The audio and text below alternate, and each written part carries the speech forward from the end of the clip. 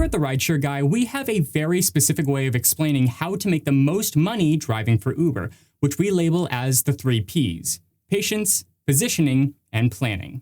Most Uber drivers are very good with the first 2 Ps, but where we see a lot of drivers struggle is with the last one, planning. So in today's video, let's really cover one of the most under-considered parts of planning, making sure you are maximizing your time driving for Uber down to the very last minute.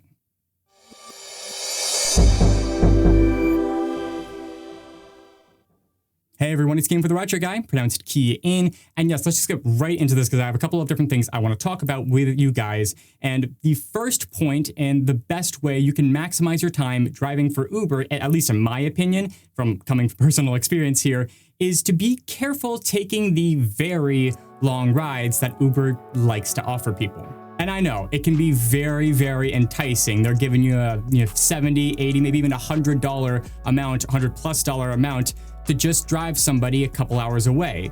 But what a lot of people fail to consider is that you do have to drive all the way back. And by doing so, you are risking not getting any rides on the way back. So if it's an hour-long ride and you don't get any rides on the way back, it's essentially driving for 2 hours, not just 1.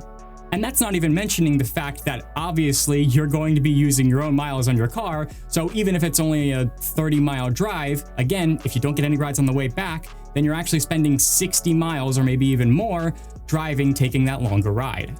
This is why a lot of the best Uber drivers are actually more prone to taking some of the shorter rides that keep them in and around their market and their centralized place where they tend to work.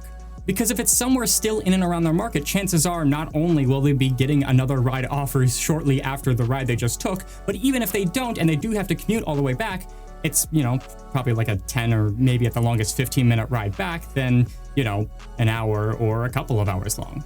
And I know what a lot of you are probably asking, well, what's the best way to ensure that I'm actually getting rides if I do take a long ride and want to come back down to my market? And that's where the destination filter comes in with Uber. In, I believe, a majority of the markets across the US, Uber now has the destination filters where they give you 2 specific filters where you can drive a specific place and it'll give you rides on the way to wherever that destination is and nothing else.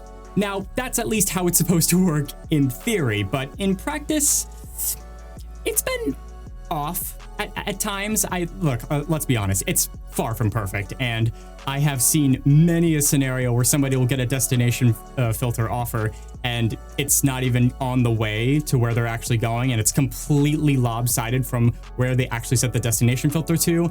And I guess Uber just either 1, thought that was actually on the way, or 2, were just hoping that they could fool one of the drivers to taking that ride, despite the fact that it's not actually on the way. And it's really annoying when you have to take bad rides just for the sake of taking them. But that actually goes into my next point in maximizing your time, is that if you're having a really slow day and nothing is coming to you and you know it's going to continue to be slow, bad rides are always better than no rides. Okay, almost always better than no rides. Look, nobody wants to take low-paying runs that are going inconveniently out of your market or your zone that you like to stay in, but sometimes you may not really have another option. If it's just one of those periods of the day where you kind of have to be putting yourself to work, but Uber just isn't giving you anything to work with, then sometimes it might not hurt to at the very least try out the bad rides. And the reason why I say almost always better than no rides is, well, talking about a couple of the points I mentioned previously with the really, really long rides, because if it's good, then, it at least takes up some of your time, maybe some of the downtime throughout the day, and you get a long ride. And even if it takes you don't get anything on the way back, at least it's eaten up some of that really slow time. But if it's really not paying that well and it is taking you quite far out of your market or your zone, then you may just be wasting miles on your car and it may be more inefficient than anything else. And you may actually be better off just staying there and waiting the slow part out. And I mentioned this previously, and I'm going to mention it again here in more detail. Short trips are, in almost all cases, the best trips that you can take for your market. I'm talking 1 minute away and a 3-minute drop off, a couple, around the corner, a couple minutes there, like half a mile or a mile, something like that. Those are the absolute best rides you can take sometimes, especially if it's slow. Because whilst they generally don't pay well, usually only like 3 or 4, maybe $5 if you're lucky or you have some surge, those give you a lot of tip opportunities. They give you a lot of opportunities to stack on rides if you're trying to do quests or Boost Plus or any types of bonuses that you have with Uber. And generally on like a dollar-to-dollar basis tend to outpace the longer rides when it comes to being able to stack those shorter trips on top of each other, again, assuming you get enough of them. And like I said, it really helps out if you have promotions to stack on top of this. I'm talking quests, Boost Plus, surges, and I guess, you know, if you're trying to become an Uber Pro driver, that as well. And speaking of the short trips and the long trips, like regardless of how long the trip is, you want to make sure you're tracking all of your trips and more specifically tracking all of the miles on these trips, because coming tax season, you don't want to get hit with a major bill and have nothing to help in terms of deductions. And if you want a little bit of extra help with not only tracking your miles, but also tax season in total, make sure you guys download the Solo app. We have an affiliate link in the description below. It does help us out at the Rideshare Guy. But Solo is amazing when it comes to not only tracking your miles, but also helps you out in terms of filing your taxes in the tax season if you are an independent contractor. And of course, Solo has other benefits. The one that's known as the minimum hourly guarantee. So it will give you specific guarantees for specific hours. And if you sign up for specific hours and specific blocks of hours, as long as you follow requirements, Solo will make sure that you get paid for however much that minimum guarantee they set for the hour is. So for example, if they set it for $18 and you only make $12, but you did enough rides to qualify for it, they will make sure you are paid out that $18 at minimum. It's a great way to ensure that you're not only saving money, but also making money whilst you're driving for Uber, even in the slowest of times. And a huge thank you to Solo for helping us out at the Rideshare Guy. And I want to get into one more point here before we close things out, and that is surge. Yes, we all want to get more surge on our rides, and we all want to get the most out of our rides by chasing the surge. Don't chase the surge, please.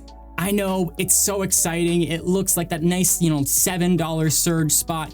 It looks so enticing, and then you go all the way up and poof, it just disappears right in front of you. And now you're left in an area where a lot of other drivers are because they chase the surge as well, and you have no demand, and you have to go take the drive of shame back down to your market and your zone.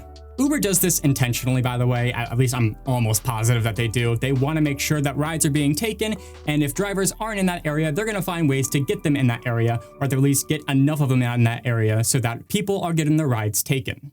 And when I say chase the surge, I really do mean chase. Like, if it's like 5 minutes down the street or like a mile away or something like that, and it looks like a pretty, exciting surge, go for it. That's not too big of a deal. But if it's like a couple of miles away or, a good 10, 15 minutes away, at best, you might get part of that surge, but more likely than not, you're not going to get anything, and you've just caused yourself a major inconvenience for no reason. And the best way to really maximize your time on this is to ensure that where you stay, wherever your spot is, when everybody else goes to chase off the surge, you stay where you are, because then you will be the closest one nearby in your hotspot to actually accept rides, and you will get a lot of good rides, or at least hopefully you'll get a lot of good rides in the process. But at the very least, this is advice that I have collected and I've gone through after over 1.5 years of driving for Uber. And we have a lot of experienced drivers on the Rideshare Guy, and they talk about Uber and Lyft and the rest of the gig economy. So if you guys want more advice on the gig economy and rideshare specifically, make sure you guys hit that subscribe button, ring the notification bell so you never miss a new Rideshare Guy video. And in order to know what you should be doing to maximize your income driving for Uber, you also really need to know what you shouldn't be doing, especially if you're a new driver. So go check out this video over there to see 3 mistakes that you need to avoid as a new Uber driver. And if it feels like I'm calling you out, don't worry, because I made all 3 of the mistakes I list in that video when I started out, and I'm gonna be honest, I still make some of them to this day. But with that all being said, this has been Kian for the Rideshare Guy. Thank you guys so much for watching, and stay cool.